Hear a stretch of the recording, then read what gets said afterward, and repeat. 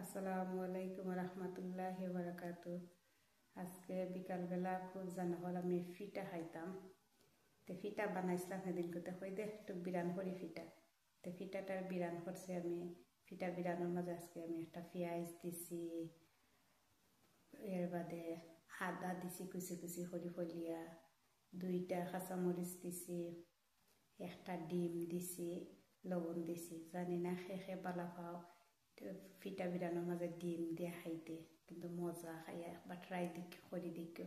আমরা তো সবসময় নর্মাল বিরান করি যে পেঁয়াজ আর লবণ আর তেল, আর তো কিছু দিই না অতস। বাট এই বিরানটা ফিটা বিরানটা ডিফারেন্ট হয়ে আছে।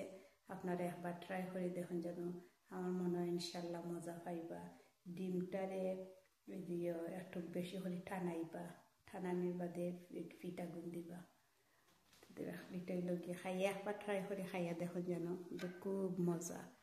ওকে হয়তো ঠান্ডার দিন নানি একটু ঠান্ডা ঠান্ডা লাগে, তো হই একটু ফিটা বিরান করিয়া খাইয়া দেখি কিলা লাগে।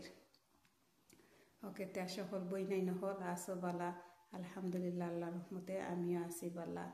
আর বালা তখন বই নাই আমার লাগে দোয়া করেন, যেন আমিও আপনার লাগে দোয়া করলাম। আসসালামু আলাইকুম রহমতুল্লাহি বারাকাতুহু।